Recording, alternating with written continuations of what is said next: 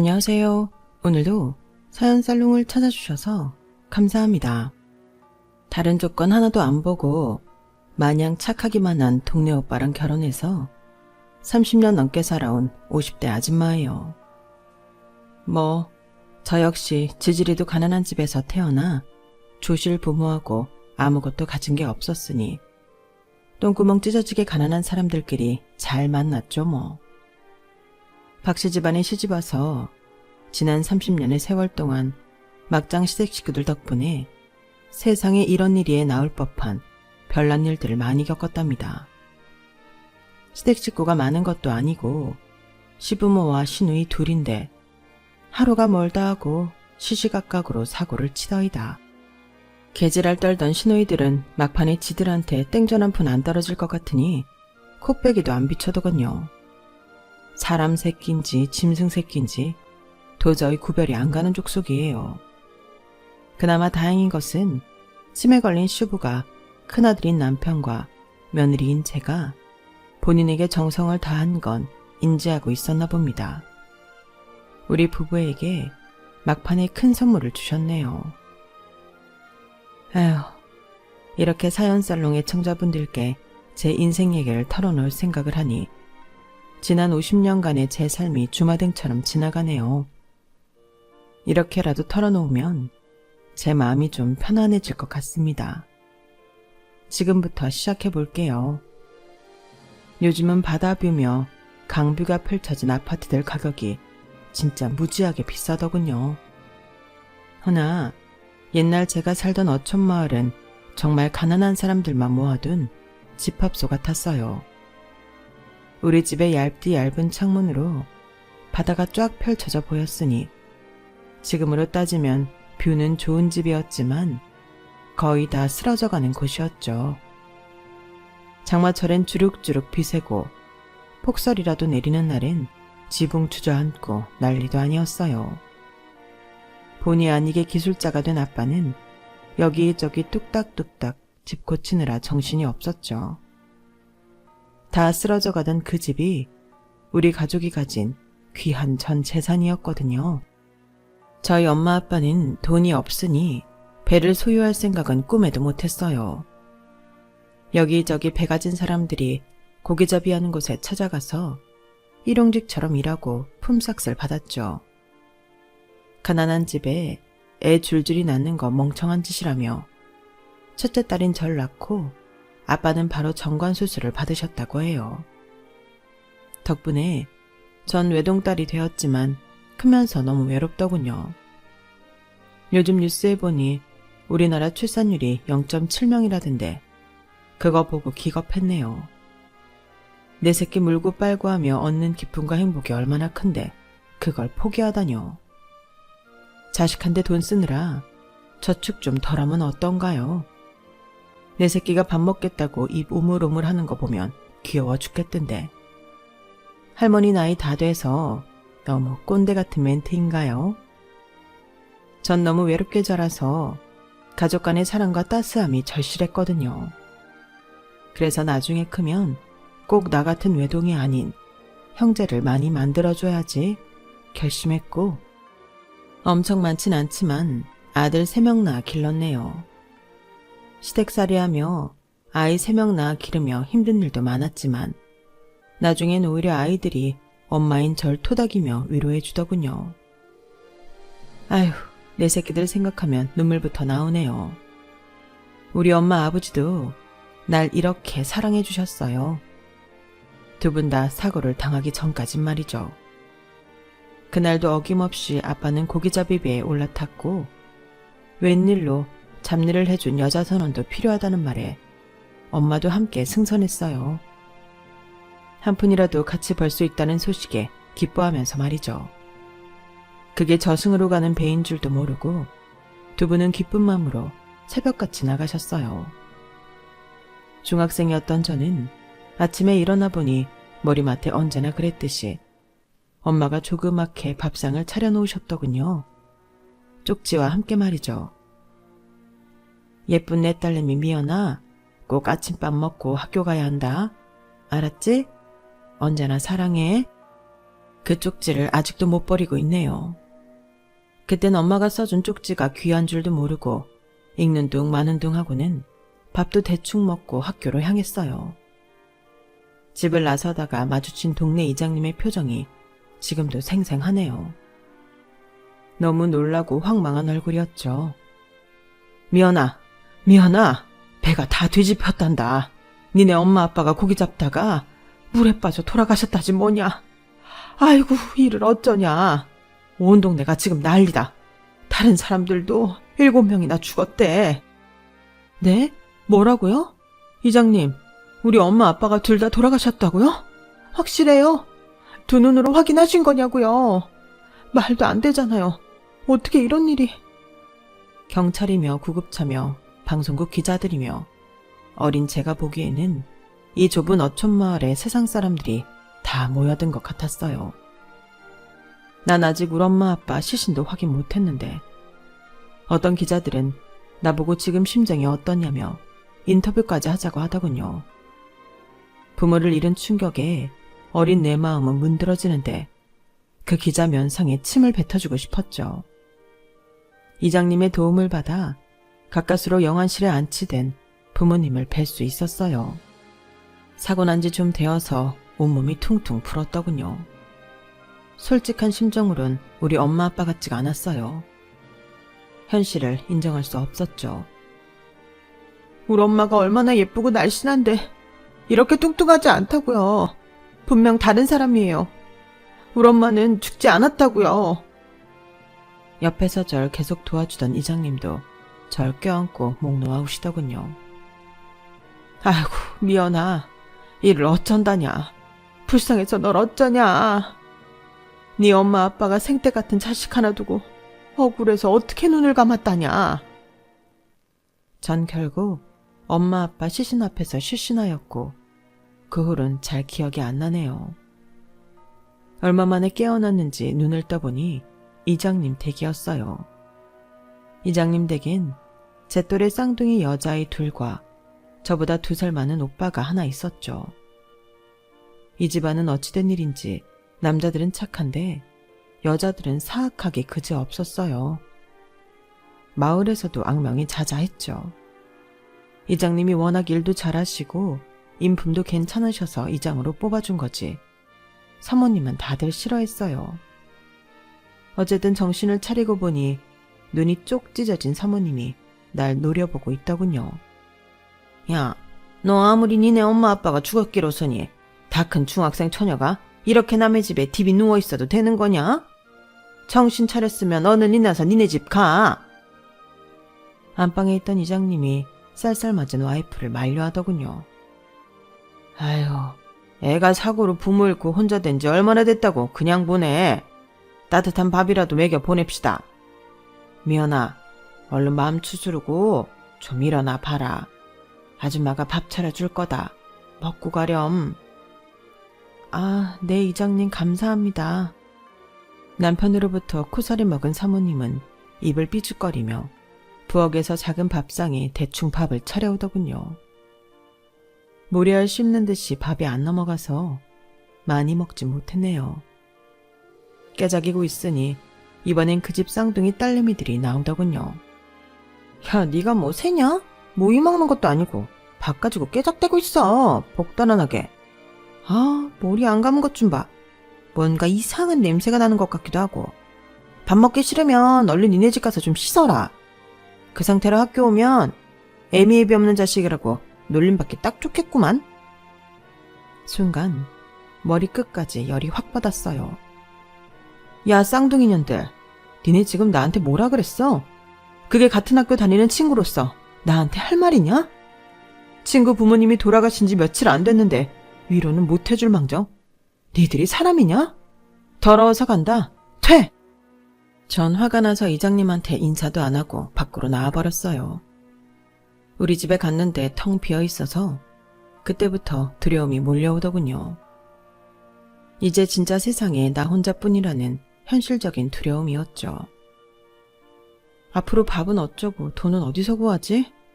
난 아직 일해본 적도 없는데 학교 등록금은 어떻게 내고 버스비는 어디서 충당하지? 무슨 일을 어떻게 해야 돈을 벌 수 있는 걸까? 엄마, 아빠, 나만 두고 왜 이렇게 빨리 가셨어요? 뭐가 그리 급해서요? 사고로 젊은 나이에 돌아가신 부모님이 안쓰럽게 느껴지기도 했지만 한편으론 원망스럽기도 하더군요. 너무너무 미치도록 보고 싶기도 했고요. 그저 제가 할 수 있는 건 엉엉 목 놓아 우는 일뿐이었죠. 그때 밖에서 제 이름을 부르는 소리가 들렸어요. 이장님 댁 큰아들인 상혁 오빠였죠. 평소에도 친하게 지내며 참 친절하게 대해줬는데 따뜻한 오빠의 목소리를 들으니 깜짝 놀라 신발도 안 신고 뛰쳐나갔죠. 미연아, 또 울고 있었어. 우리 집에 와서 밥도 많이 안 먹고 갔다며.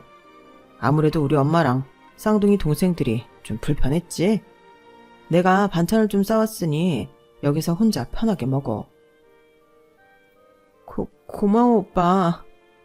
진짜 미안한데 나 밥 먹을 동안만 마루에 앉아 있어주면 안 될까? 금방 먹을게.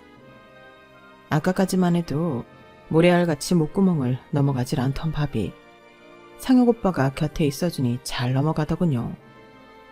그동안 며칠 굶었는지 기억도 안 날 정도로 밥 한 끼 못 먹었으니 배가 고플만도 했죠. 눈물 콧물 범벅에 밥을 우걱우걱 먹고 있으니 오빠도 제가 불쌍해 보였나 봐요. 미연아, 혼자 살아도 끼니는 거르지 말고 살아. 우리가 어촌마을이니까 생선은 넘쳐나잖아. 그거 구워서 먹고 내가 밑반찬들은 엄마 몰래 가져다 줄게. 밥 할 줄은 알지? 달걀도 가끔 가져다 줄 테니 국 끓이기 어려우면 달걀국이라도 끓여 먹고. 알았지? 나 생각해줘서 고마워, 오빠. 더 이상 울지 말고 니네 부모님이 하늘에서 네가 이렇게 마냥 슬프게 있는 모습 보면 싫어하실 거야. 밝게 살아, 열심히. 알았지? 내가 옆에서 많이 도와줄게. 상혁 오빠는 어릴 적부터 참 따스한 사람이었어요. 오빠가 고약스러운 엄마와 쌍둥이 여동생들과 같은 피를 가졌다는 게 신기할 정도였죠. 아빠인 이장님 성품만 닮은 게 틀림없었어요. 어쨌든 그렇게 밥 한 끼 든든하게 먹고 오빠의 위로를 받으니 조금은 살아갈 힘이 나더군요. 울 부모님을 잡아먹은 바다가 너무 원망스러워서 쳐다보기도 싫었지만 중학생이었던 제가 그 어촌마을을 떠날 수도 없는 노릇이었죠. 어쩔 수 없이 다시 그 원망스러운 바다로 향했어요. 일자리를 구해야 했거든요. 중학교만 어찌저찌 졸업하고 고등학교는 포기했어요. 당장 입에 풀칠하기도 바쁜데 학교에 나가서 책 보는 시간이 아깝기도 했거든요. 너무 어린 나이였기에 어리석은 판단을 한 거죠. 그땐 몰랐어요. 책 보고 공부한다고 당장 돈이 나오는 건 아니니 배움을 무시했어요. 나중에 돈 좀 쟁여놓으면 그때 가서 다시 공부하면 된다는 마음이 컸어요. 하지만 배움이란 건 때가 있더군요. 제 생활은 평생 가야 나아질 기미가 안 보였고 결혼해서 자식이 셋이나 생기니 공부할 시간은커녕 소설책 한 권 읽을 시간도 없더군요. 공부에는 다 때가 있다는 옛말이 틀리질 않았어요. 여튼 저의 배움은 여기서 끝이 나고 말았죠. 그럭저럭 일을 하며 20살이 되었고 늘 제 옆엔 상혁 오빠가 있었어요. 누가 먼저 사귀자란 말 없이 우린 자연스레 연인이 되었죠. 상혁 오빠의 아버지인 이장님은 부자는 아니었지만 아주 작은 배 한 척을 가지고 어부일을 하셨어요. 오빠도 당연히 그 일을 물려받을 준비를 하고 있었죠. 아버지의 일을 함께 도우면서요. 좁은 어촌마을이었기에 우리가 연인인 걸 숨길 순 없었어요. 샴쌍둥이처럼 항상 붙어 다녔거든요.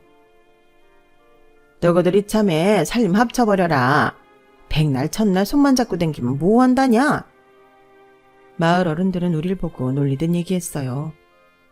오빠도 제가 성인이 되자 결혼 얘기를 자연스레 꺼냈기에 저도 오빠의 신부가 되고 싶었지만 마음에 걸리는 게 있었죠. 바로 고약한 성격의 예비 시모와 쌍둥이 시누이들이었어요. 안 그래도 저만 보면 못 잡아먹어 안달인 사람들인데 그 집 며느리로 들어가자니 두려움이 앞섰죠. 아니나 다를까 자기 아들과의 결혼 얘기가 나오자 웬 호랑이 마냥 효요하더군요. 야 김희연, 내 아들 졸졸 쫓아다닐 때부터 눈치는 채고 있었다만 기어이 내 아들을 잡아먹을 셈이냐? 아, 내 인연. 너 태어난 날이랑 시간 한번 줘봐라. 용한 무당이 있는데 니네 궁합 한번 보고 안 좋게 나오면 절대 결혼 안 시킬 줄 알아. 전 예전에 엄마로부터 들은 제가 태어난 시간과 생일을 예비 시모에게 알려줬어요. 며칠 후 다시 불려갔지만 예상대로 예비 시모는 또 지랄을 하더군요. 궁합이 안 좋게 나왔다면서요. 야, 절대 안 돼. 내 눈에 흙이 들어가기 전까지 이 결혼은 절대 안 된다. 무당이 네가 우리 아들을 잡아먹을 상이란다. 애미로서 이 결혼은 절대 용납 안 되니 내 눈앞에서 썩 꺼져라. 아예 다른 마을로 가서 살라고.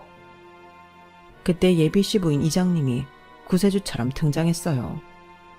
아니, 당신 또 무당한테 가서 돈 바친 거야?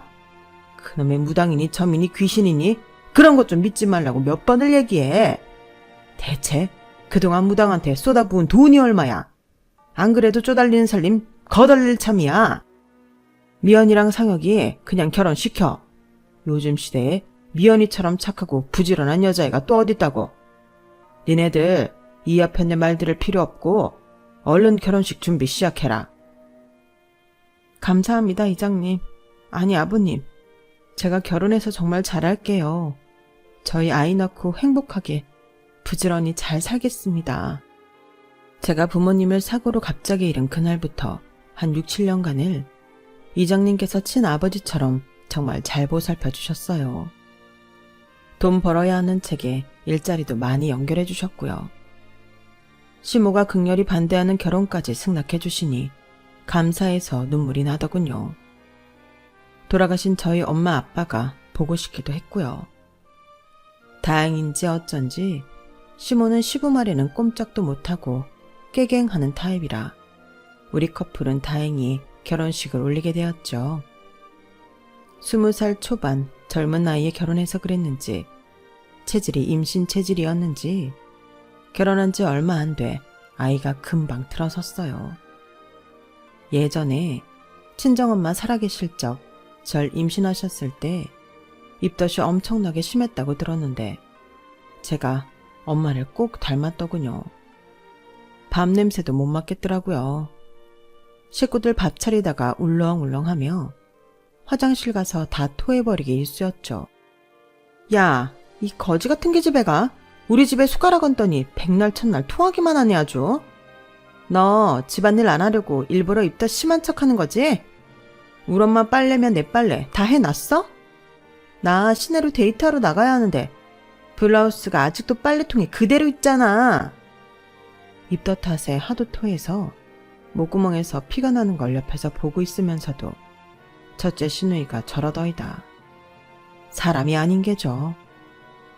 아니 아가씨, 지금 입덧 때문에 피까지 토하는 걸 보면서도 빨래 소리가 나옵니까? 아가씨는 손이 없어요? 그 정도 빨래는 직접 하세요.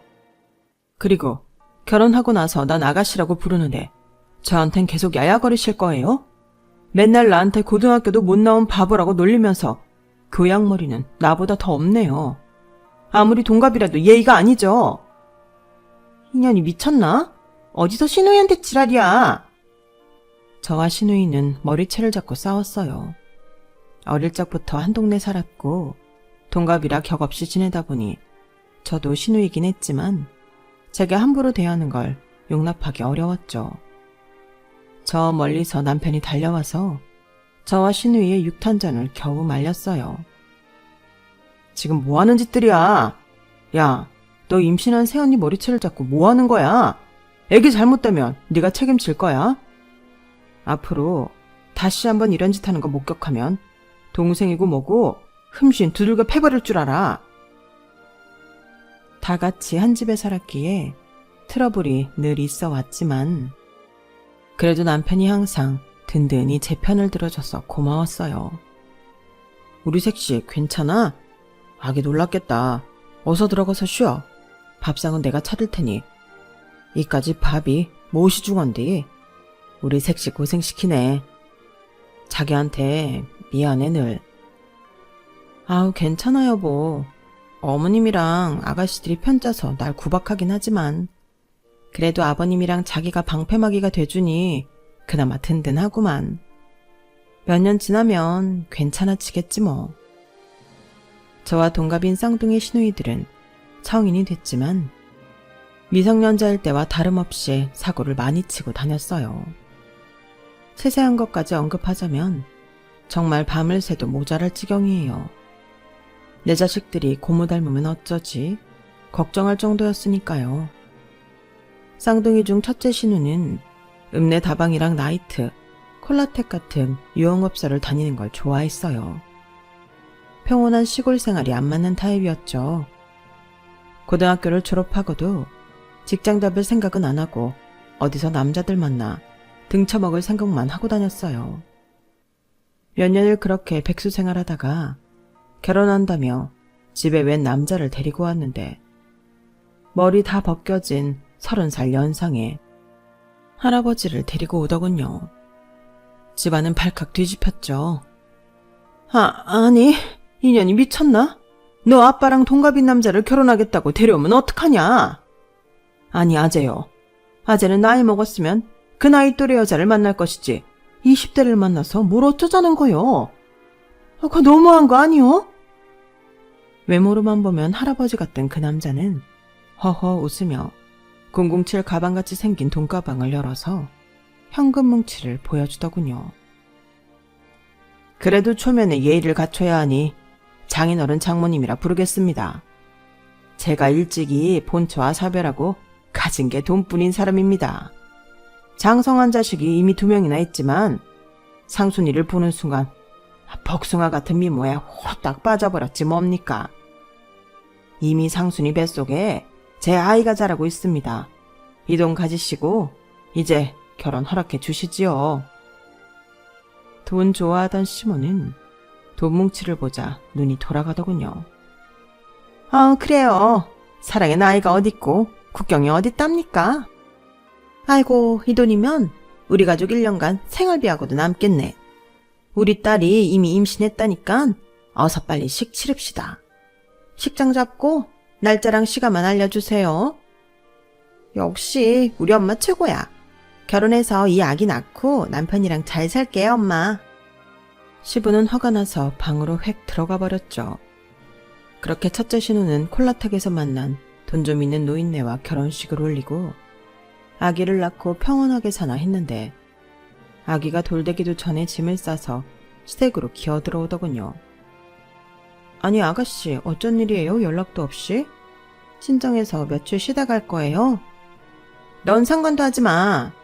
엄마 아빠 나 쫓겨났어. 그 미친 노인네가 나보고 애기 데리고 집에서 나가래.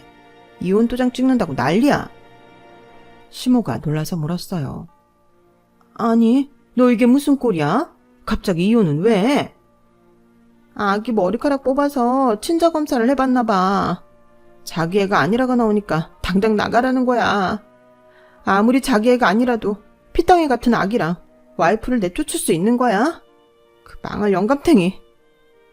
시부는 한숨을 푹 쉬며 시누이를 다그쳤어요.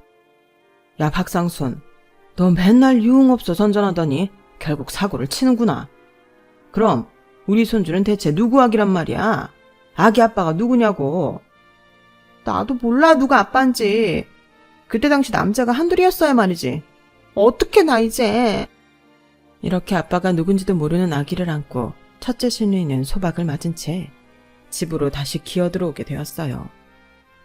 이 사건이 잠잠해질 때쯤 이번엔 둘째 시누이가 결혼을 한다더군요. 무려 의사 남친과 말이죠. 엄마 아빠, 난 젊고 잘생긴 전문직 남친이랑 결혼하려고요.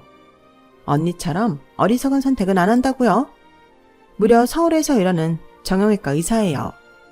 시내 호텔에서 상견례 할 거니까 정장 한 벌씩 사러 백화점 갑시다. 내 남친이 사준다네요. 시모는 기쁨의 환호성을 지르더군요. 뭐? 정형외과 의사? 아우 여보, 우리 둘째 딸이 제대로 된 놈 하나 물어왔네요. 우리 의사 사위 보게 생겼어요. 경사났네 경사났어. 시부는 들뜬 시모를 다그쳤어요. 이놈의 여편네야, 거 난리치지 말고 가만히 좀 있어. 가서 잘 사는 꼴 봐야 마음이 놓이지. 그때까지 아빠는 마음 못 놓겠다. 네 언니가 저렇게 이혼당하고 오는 꼴을 봐서리. 에휴. 어찌저찌 상견례를 마치고 둘째 시누이는 시골에서는 보기 드물게 호텔 결혼식을 치렀죠. 난생 처음 보는 화려한 결혼식에 입이 쩍 벌어지더군요. 그렇게 서울 올라가서 잘 사는가 싶더니 하루는 둘째 시누이로부터 전화가 한 통 걸려왔어요. 야 미연아, 아니 새언니, 나 돈 좀 빌려줄 수 있을까? 에? 무슨 돈이요? 의사 남편이 생활비 많이 안 줘요? 돈도 잘 번다면서요. 의사이긴 해도 개원할 때 워낙 들어간 돈이 많다면서 잘 안 주네. 근데 지금 그게 문제가 아니고 내가 보이스피싱에 당해서 돈을 엄청 뜯겼어. 뒤늦게 사기당한 걸 알았는데 급한 맘에 사채까지 받아서 돈을 넣어서 이자가 엄청 세서 언니가 한 1,000만 원이라도 빌려주면 안 될까? 네? 저한테 지금 1,000만 원이 어딨어요. 경찰엔 신고했어요. 얼른 남편한테도 말씀하세요. 부부간에 그런 일을 당했으면 당연히 같이 의논해서 해결해야죠. 우리 남편이 이 사실 알면 날 쫓아낼지도 몰라. 안 그래도 난 고졸이고 자기는 엘리트라며 얼마나 날 무시하고 하대하는지 몰라. 일단 오빠랑 한번 상의해 볼게요. 그럼 아가씨는 가만히 계세요. 제가 경찰에 신고하고 상황 볼게요. 저랑 남편은 경찰에 신고했고 조사 후 범인이 다행히 한국에 있어 바로 잡혔다더군요. 아가씨와 우리 부부는 바로 경찰서를 향했어요. 그런데 범인의 얼굴을 보는 순간 깜짝 놀라고 말았어요. 바로 아가씨의 남편이었던 거예요. 아가씨도 너무 황당해서 따져 묻더군요. 아니, 당신 여기 웬일이야? 나한테 보이스피싱한 범인 잡혔다고 해서 경찰서 온 건데? 병원은 어쩌고 여기 와 있어? 지금 진료 볼 시간 아니야? 그 옆에 있던 경찰이 허탈한 웃음을 지으며 우리에게 다 말해줬어요. 이놈의 새끼, 사기 전과 시범인 거 모르고 결혼했어요? 아줌마, 이놈한테 당한 여자가 한둘이 아니에요. 이놈이 또 자기 의사라고 뻥쳤죠. 여자 전과 빠삭하게 다 알아낸 다음 목소리 변조해서 보이스피싱까지 하고 이거 진짜 못된 놈입니다. 이번에 빵에 들어가면 징역 세게 좀 먹을 거예요 아마. 네? 이 사람이 의사가 아니라고요? 저한테 전화를 사기친 사람이 내 남편이라고요?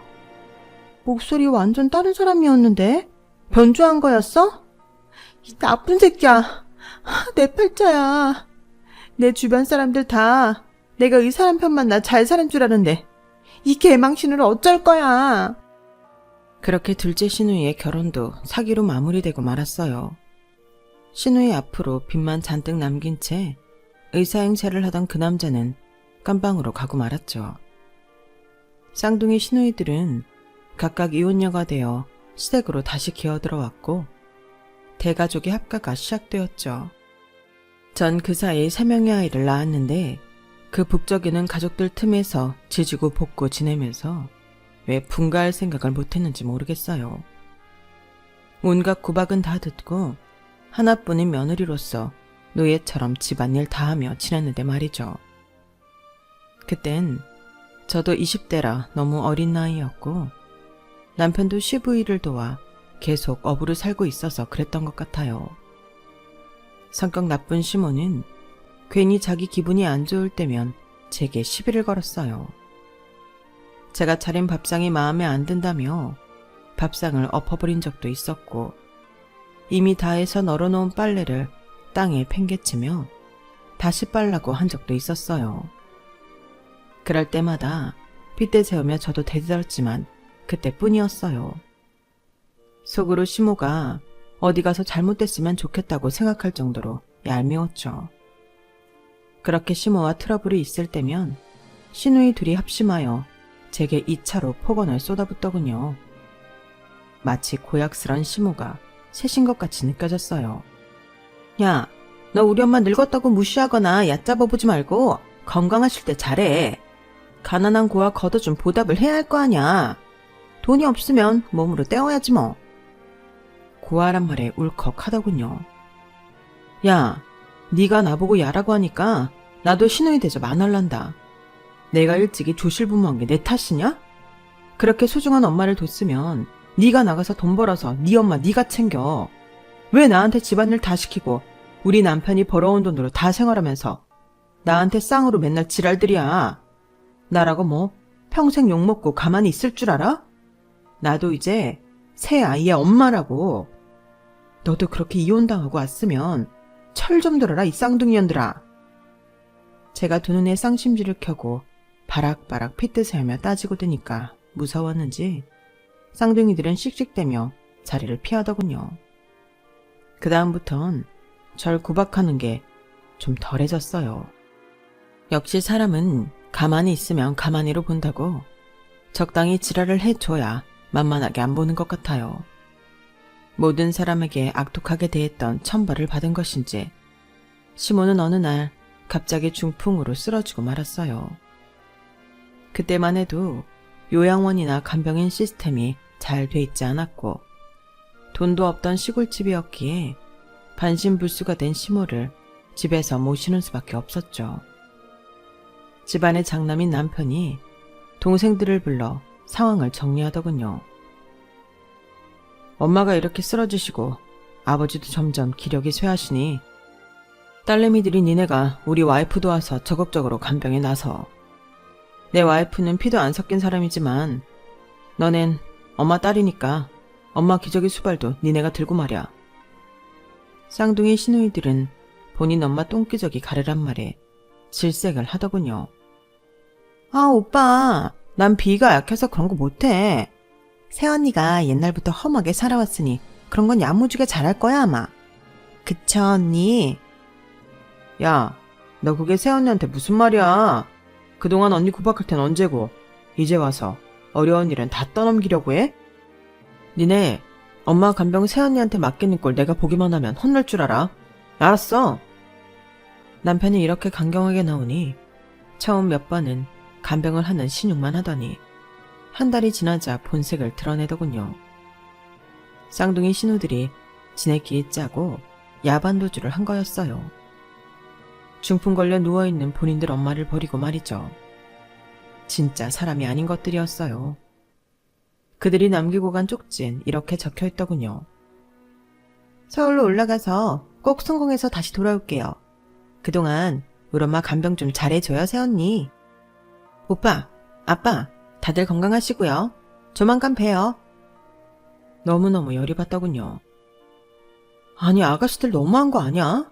결국 나한테 어머님 간병 다 맡기고 도망간 거 아니냐고. 어떻게 딸들이 이럴 수 있어? 친딸 맞아? 아, 이기집 애들 결국 이렇게 톡끼는구만. 당신한텐 진짜 면목이 없어. 시집와서 맨 고생만 시키고. 이 소식을 들은 시부도 깜짝 놀라고 심란해하며 제게 말씀하시더군요. 심지어 눈물까지 보이면서 말이죠. 미안하다 며느리야. 내가 딸들을 잘못 키웠구나. 지 엄마가 저렇게 쓰러져 있으니 도망가는 꼴이라니. 집사람이 며느리인 널 맨날 구박하고 욕하고 했어도 어쩌겠니. 목숨 붙어있는 사람이니 어떻게든 돌봐야지. 너한테 미안하지만 시엠이 간병 좀 부탁하마. 나랑 상혁이랑 최대한 돌아가며 하자꾸나. 우리 부부와 시부가 돌아가며 하게 된 시모 간병은 생각보다 길어졌어요. 시모는 그 후로 무려 10년을 더 살다가 돌아가셨죠. 저도 사람인지가 시모가 돌아가시자 후련한 반, 슬픈 반인 감정으로 눈물이 나오더군요. 훌쩍이며 장례를 치르고 있는데 갑자기 경찰이 장례식장으로 오더군요. 여기 이 노인분 보호자 되십니까? 무단횡단 하시던데 눈에 초점이 없고 인적사항을 물어도 대답을 잘 못해서 주머니를 뒤져봤더니 여기 장례식 명함이 나와서 와봤습니다만. 경찰이 데리고 온 노인은 바로 시부였어요. 우리 부부는 놀라서 시부에게 물어보았죠. 우리 시아버님 맞아요. 아버님, 갑자기 왜 이러세요? 어머님 돌아가셔서 충격이 크셨나? 경찰관님 수고하셨습니다. 저희가 내일 병원에라도 모시고 가봐야겠네요. 요즘 시부가 좀 깜빡하는 게 있었지만 나이가 드셨으니 그러겠지 하고 대수롭지 않게 넘겼어요. 중풍 걸려 누워있는 시모에게만 온 신경이 팔렸기 때문에 시부를 신경 쓸 겨를도 없었거든요. 시부는 이미 상당히 치매가 진행된 상태였어요. 이제 시모가 돌아가셔서 똥기저귀 갈고 밥 먹여드려야 할 필요는 없겠구나. 조금 쉬어야지 하고 생각하고 있었는데 하늘은 저에게 쉴 시간을 안 주더군요. 치매에 걸린 시부가 가끔 정신이 돌아올 때면 최대한 상황 설명을 해드렸어요. 본인이 치매에 걸렸다는 사실에 시부도 꽤나 충격을 받은 것 같더군요. 시모가 돌아가신 사실을 쌍둥이 시누이들이 어떻게 알았는지 언젠가 집으로 찾아왔어요. 그들이 간병하기 싫다며 집 나간 지 10년이 넘어서야 처음 보는 것이었죠. 그런데 집에 와서 처음으로 하는 말이 글쎄 뭔지 아세요? 엄마 돌아가셨다며. 엄마가 남기고 간 재산 우리 명의로 좀 해줘. 그 말을 듣자 남편이 흥분하더군요. 전 살면서 남편이 그렇게 크게 화내는 모습은 처음 봤어요. 야, 이 미친년들아. 엄마 장례식장에도 안 와놓고 이제 와서 엄마가 남긴 돈을 달라고? 엄마 앞으로 된 재산 하나도 없었으니 이제 그만 꺼져. 심지어 아버지 치매 판정 받으셔서 우리 집사람이 시아버지 치매 간병까지 하고 있으니 재산 받아도 우리가 받아야지. 니년들이 대체 한 게 뭐냐? 썩 꺼져버려. 다시 한번 내 눈에 머리카락 하나라도 비치면 아주 아작을 내버릴 줄 알아. 뭐? 아빠가 치매라고? 아빠, 우리 아빠, 대체 이게 어떻게 된 일이에요? 아직도 안 꺼지고 뭐하냐 이년들아. 네가 그럼 새언니 대신해서 아빠 치매 감명 해드리든가. 뭐? 아, 난 서울 가서 해야 할 일이 워낙 많아서 미안해요 언니 오빠. 그럼 우리 아빠 잘 부탁해요. 난 이만 서울 올라갑니다. 다음 애들 봅시다. 지네들 아빠 간병하란 소리에 시누이들은 쥐새끼 마냥 꽁무니를 빼더군요. 그동안 봐온 게 있으니 시누이들한테 전혀 기대도 안 했죠. 그렇게 또 기나긴 치매 간병이 시작되었어요. 그동안 우리 아이들은 장성하여 서울로 대학을 갔고 남편은 시부모까지 일하느라 한 달에 단 하루도 못 쉬고 계속 고기를 잡아야 했죠. 다행히도 시부가 치매 약을 먹은 뒤로는 치매가 천천히 진행되었고 말도 없이 가만히 있는 착한 치매였어요. 아이 셋에 대학 등록금을 대야 했고 기혼 이상으로 고기가 잘 안 잡혀 남편이 아무리 열심히 일해도 가게의 수입은 점점 줄었어요. 제가 시부만 바라보고 집안일만 할 수는 없는 지경까지 이르렀죠. 어쩔 수 없이 시부에게 성인용 기저귀를 채워놓고 거실에는 홈캠을 설치했으며 집문을 잠근 뒤 몇 시간씩 파트타임으로 알바를 했어요. 그렇게라도 돈을 한 푼이라도 더 벌어야 했거든요. 우리 아이들을 위해서라도 말이죠. 마트에서 계속 서서 카운터 알바를 하고는 집에 돌아오면 녹초가 되었지만 그동안 치매 걸린 시부가 어질러 놓은 집을 치우고 기저귀 수발을 들어야 했어요. 그렇게 몇 달을 보냈는데 어느 날 밥을 하려고 쌀통을 열어보니 쌀이 부쩍 줄었더라고요. 마트에서 일하다가 괜히 걱정되는 마음에 남편한테 전화했어요. 여보, 아버님이 요즘 쌀통에 소 떼시는 것 같아. 대체 뭐 하시라는 걸까? 아버지가? 아유, 쌀통을 혹시 변기라고 착각하시고 소면 보시는 거 아니야? 얼른 홈캠 부엌으로 돌리고 살펴봐봐. 남편 말대로 홈캠을 부엌 쪽으로 돌리고 시부의 행동을 살펴봤어요. 최대한 줌을 당겨서 봤는데 제 두 눈을 의심했어요. 시부가 웬 돈다발을 쌀통에 넣는 거 아니겠어요? 전 쌀통을 거의 가득 채워 넣는 게 습관이 된 터라 침에 걸린 시부가 생각하기에 그곳에 뭔가를 넣는 게 벅차 보였는지 며칠에 걸쳐 쌀통을 조금씩 비운 거였죠. 얼른 알바를 마치고 놀란 마음에 집으로 돌아와서 시부에게 물어봤죠. 아버님, 이게 무슨 돈이에요? 어디서 난 거예요? 혹시 어디 가서 훔치신 거 아니에요? 침에 걸린 시부는 눈물을 흘리며 박씨 건너집 박씨 아저씨를 찾더군요. 박씨 아저씨는 시부와 거의 친형제나 다름없이 지내온 한 동네 사람이었죠. 박씨 아저씨를 찾아가 혹시 아는 게 있냐고 자초지종을 물었어요. 우리 부부는 그분의 말에 놀라고 말았죠. 이 시아버지가 초기에 치매 판정 받았을 때쯤이지 아마. 저기 뒤에 지금은 개발된 산 있지. 니네 집안 대대로 물려받은 선산이긴 한데 그게 원래는 전혀 쓸모없던 땅이었잖냐. 근데 갑자기 개발되어서 무려 10억 넘게 받았다. 네 시아버지가 그나마 정신 멀쩡할 때 다른 사람한테 팔고는 다 현금화해서 나한테 맡겨놨어. 혹여나 그 쌍둥이 딸년들이 알면 다 뺏어갈 거라고. 내가 그 돈 맡아주는 대가로 1억을 네 시아버지로부터 받았다.